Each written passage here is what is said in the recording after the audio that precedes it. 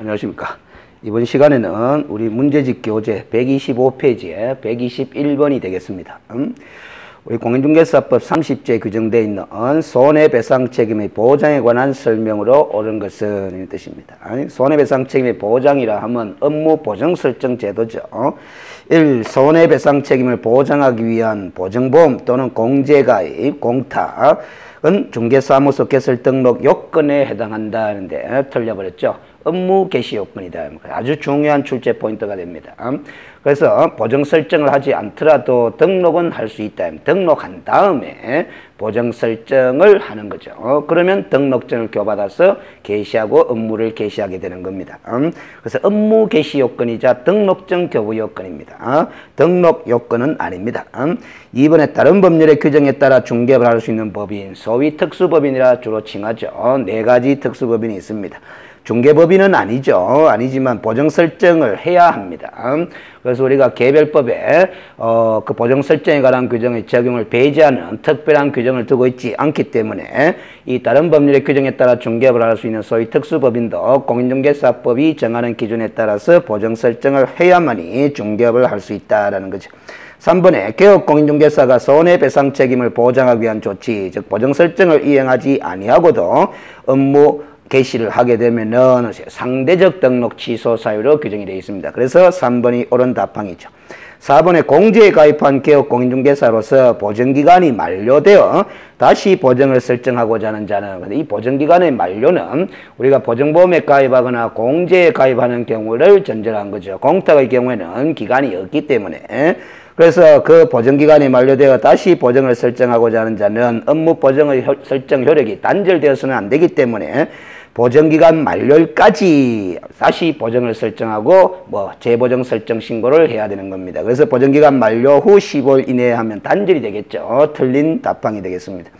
5번에 개업공인중개사는 보증보험금 또는 공제금으로 손해배상금을 지급한 때는 15일 이내에 반드시 이 부분이 이제 좀 문제가 있는 거죠. 보증보험 또는 공제에 다시 가입해야 한다 하는데 보증보험금이나 공제금으로 손해배상금을 지급했다 하더라도 보정 설정 방법의 하나인 공탁의 방법으로 다시 보정을 설정할 수도 있는 거죠. 그래서 반드시 보증보험 또는 공제에 다시 가입해야 한다라는 것은 틀린 답항이 되겠습니다. 122번으로 갑니다. 손해배상 책임과 보정 설정에 관한 설명으로 틀린 것은 1. 농업협동조합법에 따라 지역농업협동조합이 중개업을 하는 경우에도 업무를 개시하기 전까지 보정 설정을 하고 등록관청에 신고를 해야 됩니다. 보정 설정에 예외는 없습니다. 2번에 개업공인중개사가 아닌 사람에게는, 즉 고용인도 포함해서, 즉 중개업에 종사하는 사람이 아닌 사람에게는 이 법령, 즉 공인중개사 법령에 따른 손해배상 책임이 발생하지는 않는 거죠. 민법에 따라서 손해배상 책임 승인 여부를 별도로 따질 문제지 공인중개사법의 적용 대상이 되는 자가 아니죠. 3번에 중개보존이 고의 또는 과실로 거래 당사자에게 손해를 입힌 경우에는 그 보존을 고용한 개업공인중개사만이 손해배상 책임을 진다 했는데 간주규정이 적용되는 거죠. 고용인의 업무상 행위는 그를 고용한 개업공인중개사 행위로 본다라는 이 간주규정의 취지가 개업공인중개사에게만 손해배상 책임을 묻기 위한 취지의 규정은 아니죠. 연대에서 배상 책임을 묻기 위한 취지다라는 거죠. 그래서 틀린 답항이 되죠. 4번에 분사무소를 1개를 설치한 법인인 개업공인중개사가 손해배상 책임의 보장을 위해 공탁만을 하는 경우, 우리가 분사무소 설치하는 경우에는 주된 사무소에 이미 2억 원 이상의 보정이 설정되어 있는 상태에서 1억 원 이상을 추가로 설정을 해야 됩니다. 분사무소 1개 설치할 때마다 추가로 설정해야 되죠. 그럼 1개만 설치한 경우라면은 총 3억 원 이상을 공탁을 해야 된다라는 논리가 됩니다. 5번에 개업공인중개사가 손해배상 책임을 보장하기 위한 가입한 보험은 우리 판례에 따르면 타인을 위한 손해보험계약의 성질을 지닌다, 이렇게 보고 있습니다.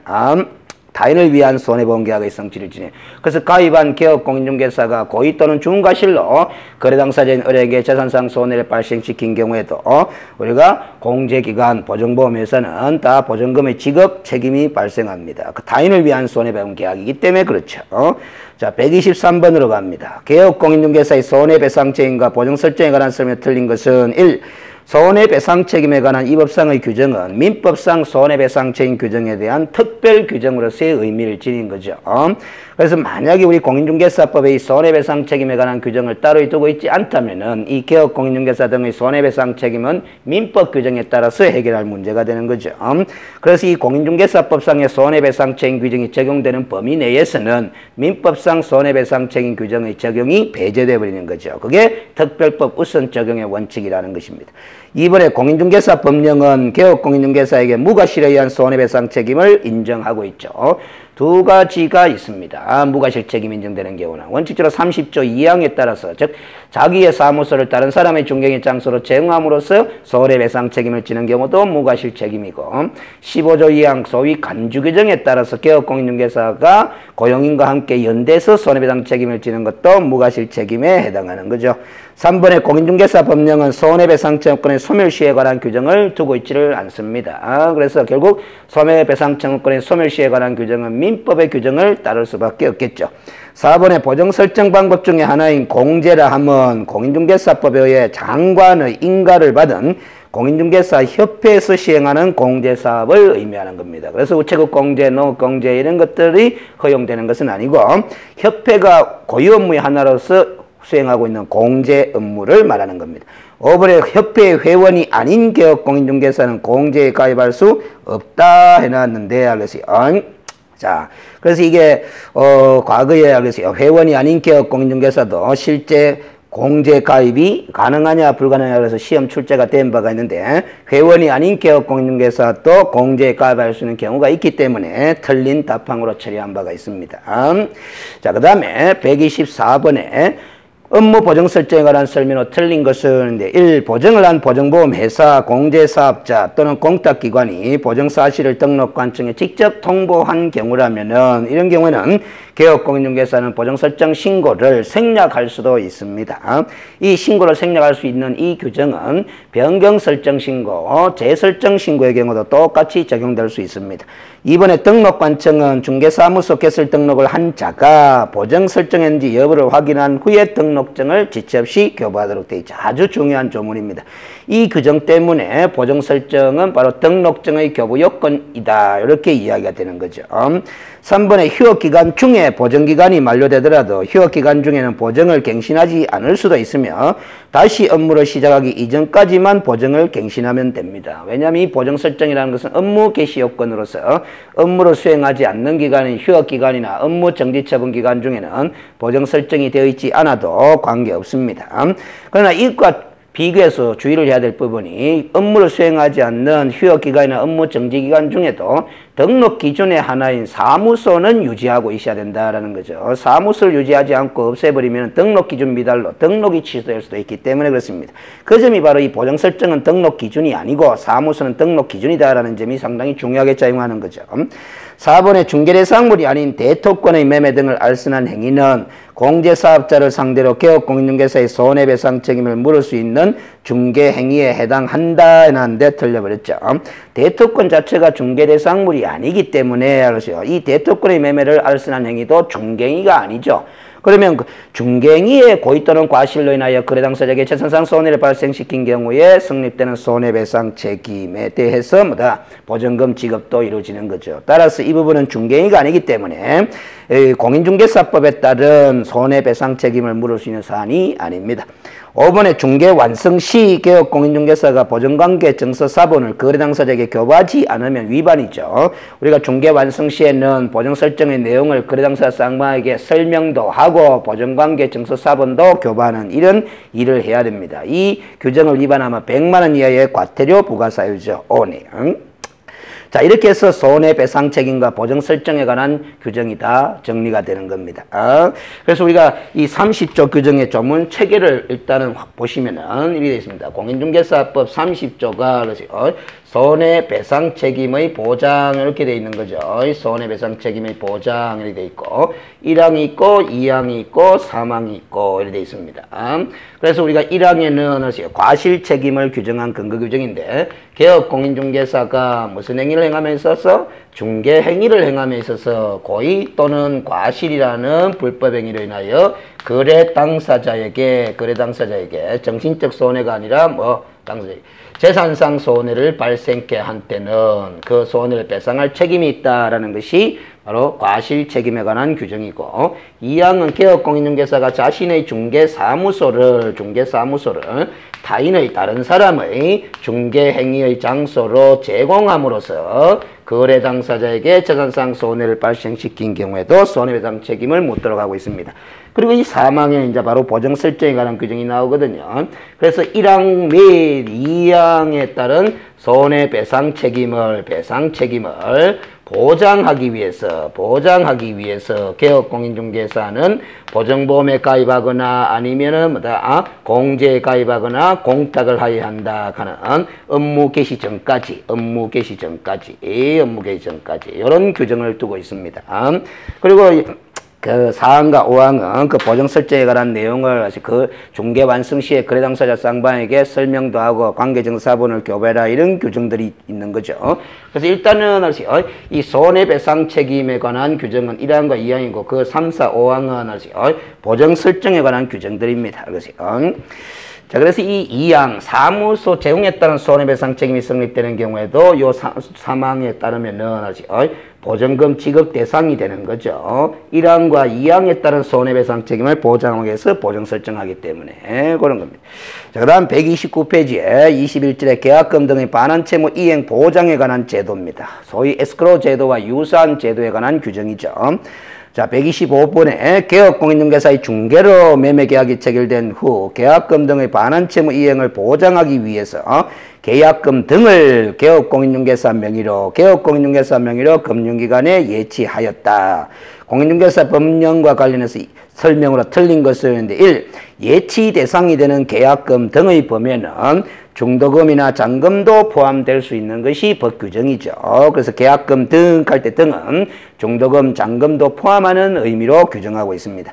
이번에 금융기관에 예치하는 데 소요된 실비는 이 실비라는 것은 결국 반환채무 이행 보장을 위해서 개업공인중개사 명의로 예치됐을 때는 개업공인중개사가 보정 설정을 하도록 하는 규정이 있거든요. 그 보정 설정에 소요된 비용입니다. 그걸 실비 이렇게 이야기를 하는 거죠. 그건 특별한 약정이 없는 한 취득하고자 하는 의뢰인이 부담합니다. 그래서 매도인이 부담한다 하면 틀려버렸죠. 그래서 매수인의 금전, 계약금 등을 반환하는 것을 보장하기 위해서 보정 설정하기 때문에 취득 중개 의뢰인이 부담한다라는 겁니다. 3번에 만약 개업공인중개사의 명의로 예치하게 되면 개업공인중개사는 보정보험 또는 공제에 가입하거나 공탁을 해야 된다. 이렇게 보정 설정하는 데 소요된 비용을 2번에서 금융기관에 예치하는 데 소요된 실비라 이렇게 칭하는 겁니다. 4번에 개업공인중개사는 예치된 계약금 등이 자기 소유의 예치금과 분리하여 관리될 수 있도록 해야 되고 당사자의 동의 없이 인출해서는 아니 되도록 이렇게 규정을 해두고 있는 거죠. 그런데 중요한 거는 예치 명의자가 누구냐의 문제입니다. 그래서 4번과 5번의 지문은 개업공인중개사 명의로 예치됐을 때 적용되는 규정이죠. 그 다음 126번으로 갑니다. 계약금 등의 반환채무 이행의 보장에 관한 설명을 틀린 것이었는데 이 규정은 거래 당사자 간의 거래 안전을 보장하기 위한 취지의 제도로서 에스크로우 제도와 유사한 제도다 이렇게 평가를 하는 거죠. 그래서 에스크로우 제도를 도입하기 위한 근거 규정이다 이렇게 볼 수 있는 겁니다. 이번에 개업공인중개사가 거래 당사자에게 계약금 등을 예치하도록 권고할 법률상의 의무는 없습니다. 예치하는 것이 어떻게 했느냐라고 권고할 수 있는 이런 제도로 만들어놨죠. 그 권고해도 되고 안 해도 되고 권고를 했다 하더라도 거래 당사자는 거절해도 관계가 없습니다. 3번에 개업공인중개사는 자기의 명의로 계약금 등을 예치하는 경우 계약금 등의 인출에 대한 당사자의 동의 방법을 미리 약정을 해야 됩니다.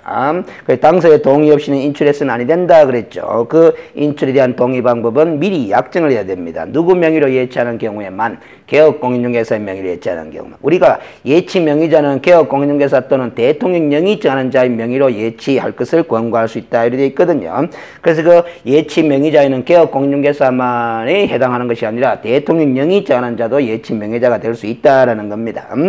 그 다음 4번에 계약금, 중도금, 잔금 및 계약 관련 서류 관리 업무를 수행하는 전문회사라고 표현하고 있는데 소위 에스크로우 전문회사라고 할 수 있는데 이 전문회사도 예치 명의자가 될 수 있도록 대통령령에서 정하고 있는 거죠. 5번에 공제사업자의 명의로 계약금 등을 예치한 경우 이 공제사업자든 예치 명의자도 될 수 있고 예치 기관도 될 수 있습니다. 매도인 측이 계약금 등을 미리 수령하기 위해서는 보증서를 개업공인중개사에게 교부하여야 한다 해놨습니다. 자, 그래서 이게 틀린 답방인데 개업공인중개사에게 보증서를 교부하는 것이 아니고 예치 명의자에게 교부하고 미리 수령할 수 있다라는 겁니다. 그래서 지금 공제사업자의 명의로 예치했기 때문에 적어도 공제사업자에게 교부해야 한다 이렇게 하든지 아니면 예치 명의자에게 교부해야 한다 이렇게 돼야 되지 개업공인중개사에게 교부해야 한다 하면 틀린 지문이 되겠습니다. 그래서 우리가 예치 명의자는 개업공인중개사만이 있을 수 있는 것은 아니다라는 점, 그 점을 아시야 이 5번이 틀린 답항이라는 것을 판단할 수 있는 거죠. 127번에 반환채무 이행 보장에 관한 설명을 옳은 것은 1. 계약금 등의 반환채무 이행을 보장하기 위해서 1을 계약금 등을 금융기관에 예치하는 경우 개업공인중개사 명의로도 예치할 수 있다 그랬죠. 틀렸고 2번에 계약금 등의 예치를 매도인이 개업공인중개사에게 요구한 경우 이를 거절할 수 없다 했는데 거절에도 관계없습니다. 그래서 예치 권고 제도에 불과하기 때문에 3번에 개업공인중개사가 계약금 등의 반환채무 이행의 보장에 관한 우리 공인중개사법상의 여러 규정들을 위반한 경우에 명확한 제재 규정을 두고 있지는 않습니다. 그런데 이제 우리가 법의 위반이면 틀림이 없지만 명확한 제재 규정을 두고 있지 않는 경우에 39조 2항 규정에 따라서 1항 규정에 그 밖에 이 법 또는 이 법에 의한 명령이나 처분에 위반한 경우에 해당되는 위반으로서 업무 정지 1회를 명할 수 있는 사유가 된다고 봅니다. 이 국토교통부 입장이죠. 그래서 3번이 O 처리하셔야 되겠습니다. 계약금 등의 예치는 거래계약서의 작성이 완료될 때까지로 한다는데 거래계약서의 작성이 완료될 때까지가 아니고 거래계약의 이행이 완료될 때까지입니다. 그래서 우리 거래계약서 작성 시점, 그 다음에 작성이 완료되는 시점, 그래서 중도금 지급 시점, 잔금 지급점 이렇게 이 업무 처리의 시기를 정확하게 구별해서 판단을 해야 되는 거죠. 그래서 거래계약서의 작성이 완료된다 하는 말과 거래계약의 이행이 완료된다 하는 시점은 다르죠. 5번에 계약금 등을 예치하는 경우 농협동조합 명의로 공제사업을 하는 공인중개사 협회에 예치할 수도 있다 했는데 우리 농협동조합법에 따른 농협동조합은 예치 명의자가 될 수도 없고 예치 기관이 될 수 있는지 없는지는 불명확합니다. 그러나 우리 예치 명의자가 될 수 없다라는 점은 공인중개사법 규정상 명확합니다. 그래서 대통령령에 의하면 농협동조합은 예치 명의자의 범위에 규정이 안 돼 있거든요. 그 다음 128번에 계약금 등의 반환채무 이행 보장에 관한 설명이 옳은 것은 1. 계약금 등을 예치하는 경우 매도인 명의로 금융기관이 예치할 수 있다 해놨는데 이 매도인은 예치 명의자에 속하지 않습니다. 이 제도의 취지상 매도인 명의로 금융기관에 예치하는 것은 적절치 못한 거죠.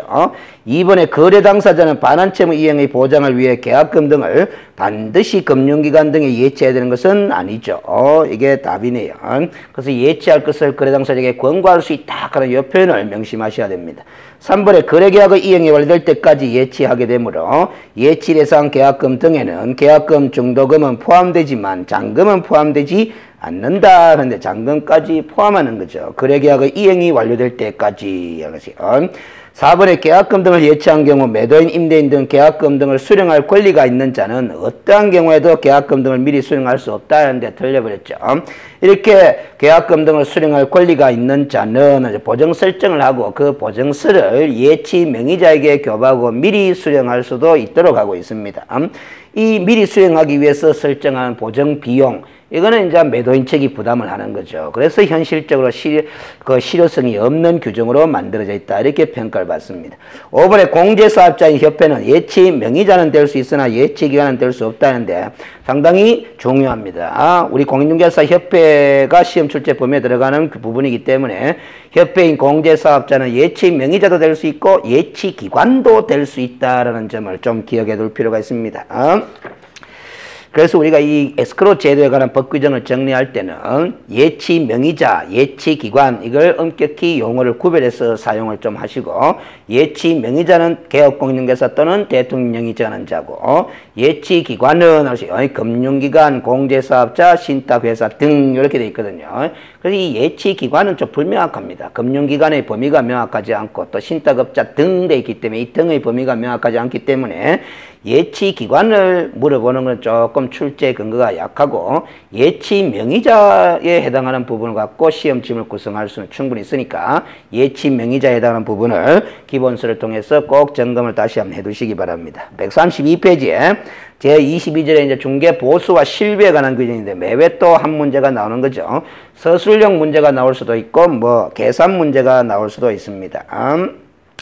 자, 그래서 129번에 공인중개사법령상 중개보수에 관한 설명을 옳은 것을 했는데 1. 주택 외의 중개대상물의 중개보수는 국토교통부령이 정하는 범위 안에서 시도조례로 정한다 하는데 바로 틀려버렸죠. 주택 외라고 처리되어 있습니다. 주택인 중개대상물의 중개보수를 국토교통부령이 정하는 범위 내에서 시도조례로 정하고 주택 외의 중개대상물에 대한 보수는 국토교통부령으로 정한다 하고 마침표 찍어야 됩니다. 그래서 왜냐 아니냐 하고 주의하셔야 되죠. 그래서 항상 중개보수에 관한 법 규정을 정리할 때는 주택인 중개대상물, 주택 외에 해당하는 중개대상물 구별해서 정리를 하셔야 됩니다. 이번에 개업공인중개사가 소정의 중개보수를 초과하여 사례비 명목으로 금품을 받으면은 금지행위에 해당하는 거죠. 그래서 개업공인중개사가 금지행위에 해당되는 위반을 저지르면 상대적 등록 취소 사유죠. 이 경우는 1년 이하 징역 또는 1천만의 벌금형 사유도 되죠. 그래서 2번이 오네요. 3번에 개업공인중개사는 권리관계 등을 확인해 소요된 실비. 우리가 실비의 종류가 방금 앞부분에서 봤다시피 금융기관에 예치하는 데 소요된 비용 관계 이제 반환채무 이행 보장에 소요되는 실비라고 하죠. 그거는 취득의뢰인이 부담하고 권리관계 등을 확인해 소요된 실비는 확인 설명 업무 수행하는 데 소요된 비용이기 때문에 권리를 이전하고자 하는 의뢰인이 부담을 합니다. 그래서 3번도 틀려버렸네요. 4번에 무자격자가 우연한 기회에 단 1회 거래행위를 중개한 경우 그에 따른 중개보수 지급 약정도 무효이다 해놨는데 최근의 판례에 따르면 이 무자격자가 우연한 기회에 단 1회 거래행위를 중개한 경우는 중개업에 해당되지 않는 케이스죠. 중개업에 해당하지 않는 케이스로서 중개보수 지급 약정은 당연히 무효라고 볼 것은 아니다라는 판례가 있습니다. 5번에 주거용 업시텔의 경우도 주택 외의 중개대상물로 분류를 하고 있습니다. 우리 규칙에는. 중개보수는 거래금액의 1,000분의 9까지 받을 수 있다 해놨는데 틀려버렸죠.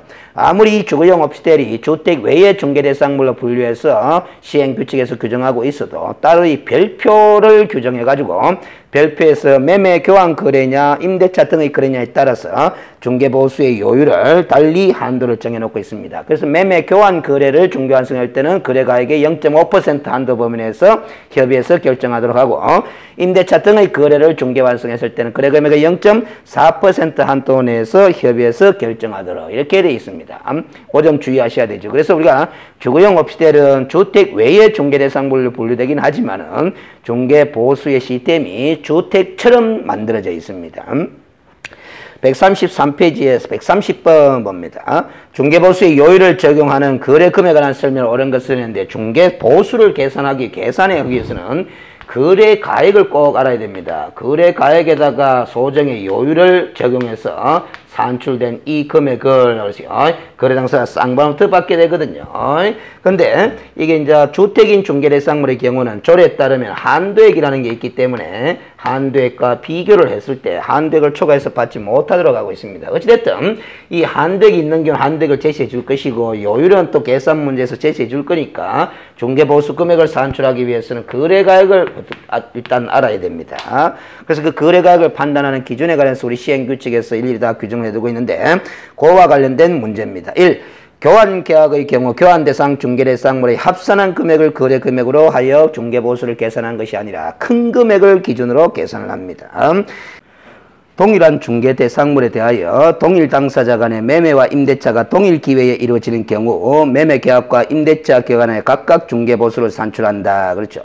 이 사안은 점유계정에 해당하는 부분이죠. 이 점유계정 상황일 경우에는 매매계약에 관한 거래금액을 기준으로 보수를 산출해서 쌍부터 받게 되어 있습니다. 그래서 틀린 답항이 되겠고 3번 임대차 중 보증금 외에 차임이 있는 경우에는 원칙적으로 월 단위의 차임액에 계약기간 월수를 곱한 금액이 아니고 100을 곱한 금액을 보증금에 합산한 금액을 거래금액으로 하겠죠. 그래서 틀린 답항. 4번에 매매계약과 전세계약에 하는 경우는 각각 매매대금과 전세금을 각각 거래가액으로 해서 보수를 산출합니다. 이게 옳은 답항이네요. 5번에 아파트 분양권의 매매를 중개한 경우에 있어서 거래가액이라 하면 우리 대부분 판례에 따르면 당사자가 거래 당시 수수하게 되는 총 대금에서 프리미엄을 제외한 금액으로 보아야 한다는데 프리미엄을 포함한 금액으로 봐야 됩니다. 따라서 틀린 답항이 되겠죠. 자, 131번으로 갑니다. 공인중개사 법령상 중개보수 및 실비에 관한 설명으로 틀린 것은 1. 중개보수는 중개대상물에 따라 주택과 주택 외로 구분하여 다른 기준을 정한다. 이것이 그 중개보수를 정리하는데 가장 기본이 되는 포인트죠.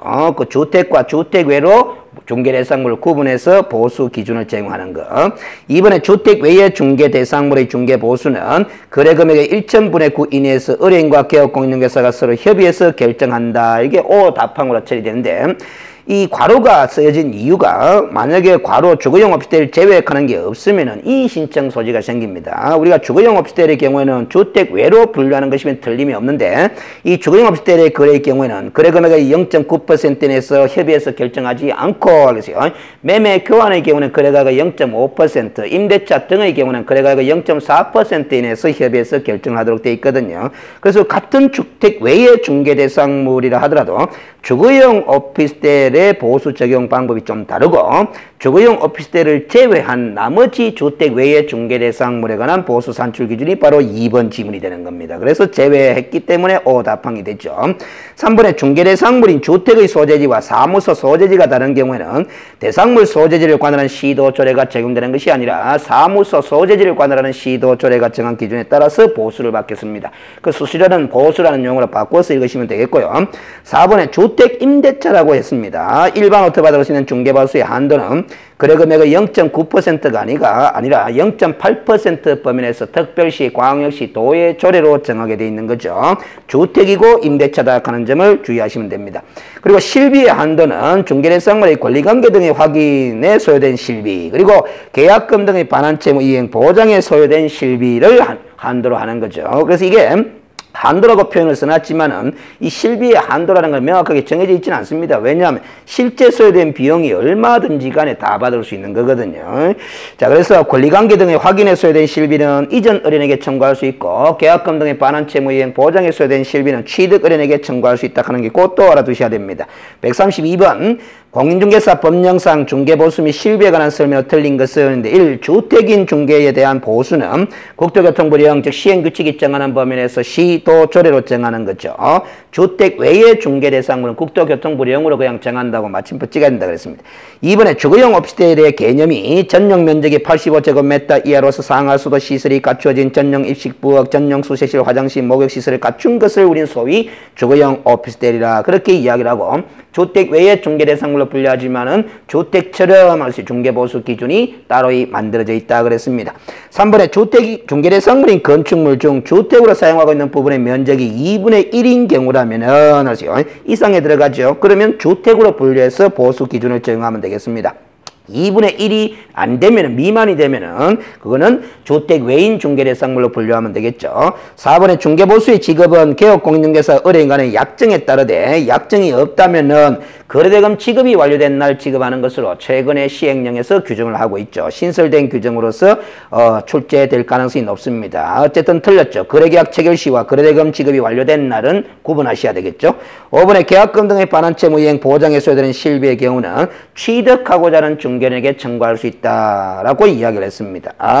자, 그래서 잠시 쉬었다가 133번으로 이어가도록 하겠습니다. 수고하셨습니다.